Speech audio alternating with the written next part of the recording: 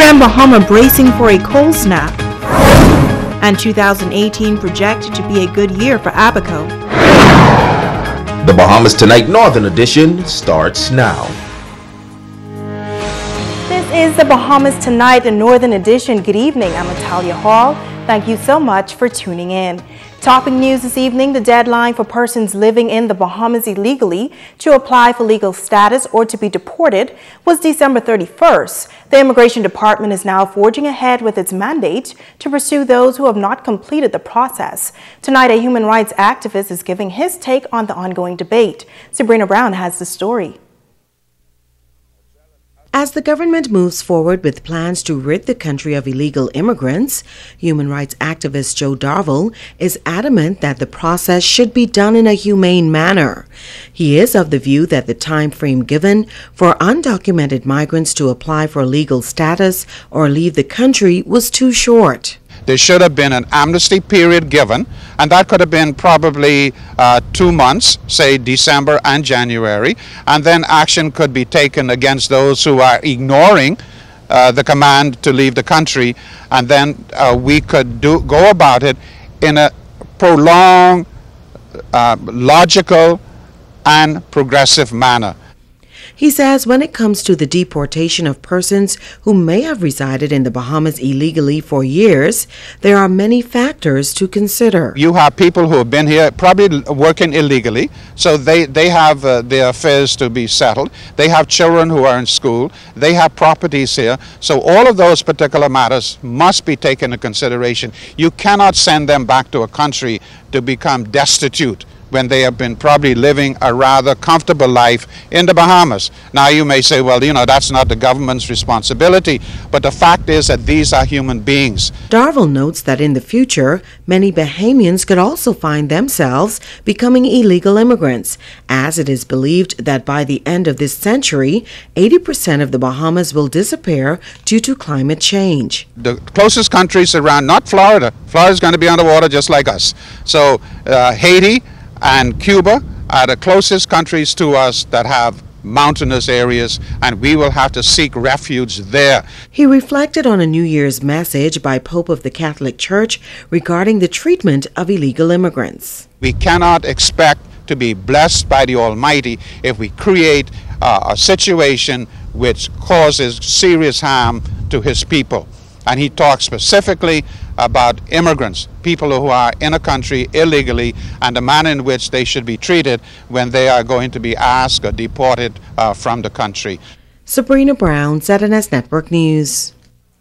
An Abaco boat captain and 8 Chinese nationals who were rescued at sea were back before the court this morning before Deputy Chief Magistrate Debbie Ferguson. The Chinese, with the help of an interpreter and attorney Osmond Johnson, all pled guilty to overstaying.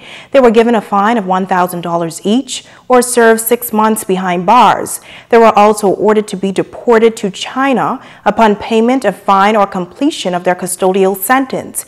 Captain Luckner Laurent was also represented by attorney Osmond Johnson. He changed his initial plea to guilty of 8 counts of assisting in illegal embarkation. He was convicted and ordered to pay a fine of $8,000 or 4 years in prison. The group of Chinese nationals in Laurent were picked up by a passing vessel on Sunday. They were afloat on the bottom of an overturned boat some 17 miles southwest of Grand Bahama. Laurent at the time claimed that they had left Bimini for Grand Bahama when the boat developed engine problems, began taking on water, and eventually capsized. In other news, the Grand Bahama Micro and Small Business Empowerment Program Self-Starter Business and Evolution Grant presented this afternoon.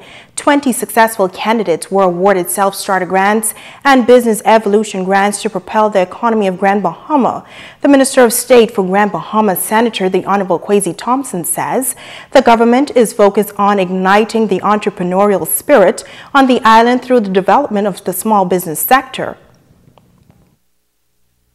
This new program is bringing life to the dreams of young Grand Bahamians by helping them go through from business idea to business launch. And it is also facilitating the expansion of existing small business enterprises here on the island.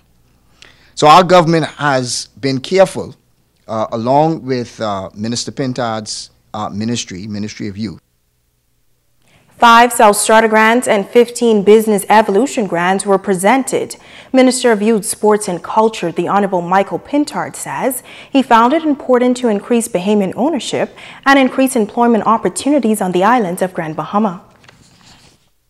We thought it was critical to look at the creative industries, to look at technology, to look at industry, which is the driving force by and large in Grand Bahama, and of course, agriculture and fisheries, in order to find the gems who have been doing it without government in many cases, but needed additional support, and then others who had a vision but lacked the required capital. The Micro and Small Business Empowerment Program is set to be launched as a national program this month. The island of Abaco has been booming for some time now and shows no signs of slowing down anytime soon. In this report, the Member of Parliament for North Abaco recapped the year 2017 while expressing optimism for the year ahead. Our Megan Shepherd reports. The Member of Parliament for North Abaco, the Honorable Darren Henfield, says that the first 7 months in office has been a period of adjustment. Since then, he has hosted 6 town meetings in various communities, learning the needs and wants of constituents.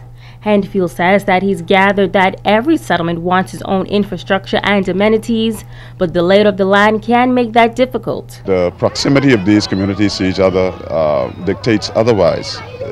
You know, when we want to stand up things in the community, when we want to increase in infrastructure, it costs more money. The money that the government raises comes either in taxes or from some other means. And so when communities ask for things, I think we have to be cognizant that it's our money that we're asking for the government to do.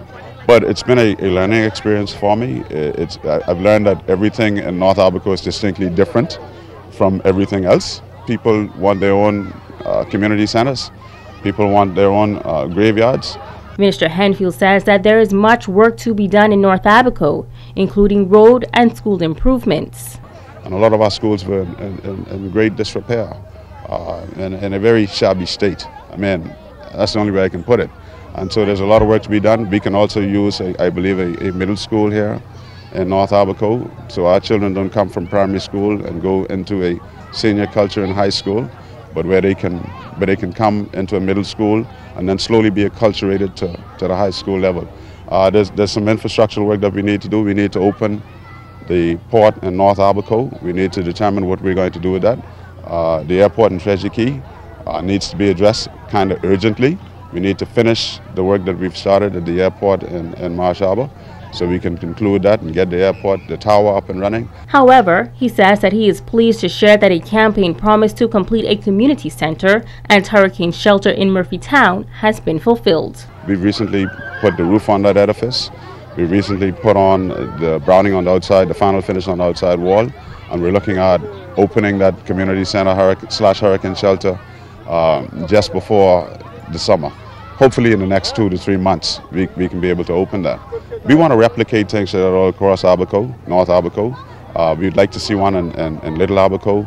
We'd like to see one down here in the Cooperstown area, because you know, with the continued increase in global warming and the rise in sea levels, we anticipate that we're going to see more ferocious weather systems, and we want our people to be able to secure themselves as best they can in anticipation of these systems. Minister Henfield says that Abaco has a booming and a very vibrant economy, along with good corporate citizens, and he anticipates great success for that northern island throughout the year 2018. The northern Bahamas is getting a good taste of winter, a cold front delivering a bit of cool change, especially on Grand Bahama. And as we hear in this report, temperatures are expected to dip even lower. Since Monday night, the northern Bahamas have been experiencing some cool temperatures. According to meteorologist Trinad Tynes, there is a very strong low-pressure area just off to the north of the United States. It's actually generating a lot of Arctic cold air into this area. And because the pressure gradient between that and the high pressure that is in the Gulf of Mexico to in the southeast United States, it is generating a strong pressure gradient into the area, which is actually pumping a lot of that cold air into our area. He says there are freeze warnings for some parts of the U.S., including West Palm Beach, Florida. Us, however, I don't think we're going to get that bad, but we're really going to feel the cold tonight. If the winds stay strong and we lose a lot of our clouds, that it looks like right now we're losing a lot of our clouds, we're going to get a lot of radiational cooling, which will make us feel probably even in low 40s, maybe mid to low 40s. Our ZNS News team spoke with some residents and they had mixed feelings about the cold weather. Winter always feel like summer, so now we have a little bit of taste of summer. Winter. Good weather, man. Good weather. I'll have it no better than this. This morning to me was kind of warm, so I dressed like this, but now it's really cold. You're right. Are you ready for the cold to go away? I am. I do not like the cold. I love it. How are you staying warm? Well, in addition to this, I have my husband who keeps me very warm indeed. So yeah, it's great. I'm enjoying it. Mr. JT says he has felt colder weather before, back in 1977. All the fish died in the sea down at Hawksville. And so this morning when I got up, my vehicle said 57 degrees. And probably the wind chill factor is probably a little colder. But hey, for a change, we appreciate it. And you know, we think we get the good with the bad. And so we get the hot, the real heat, now we're getting the cold. So you can take some blanket and cover up. And you don't have to pay a heavy light bill. And for those who are wondering when temperatures will warm up again, we probably won't see a gradual warming until, let's say, early part of next week, probably Sunday, maybe Monday. So we should be in the cool part. We'll have the jackets on straight through for the weekend especially. Stay with us. The Bahamas Tonight, the Northern Edition, continues in just a moment.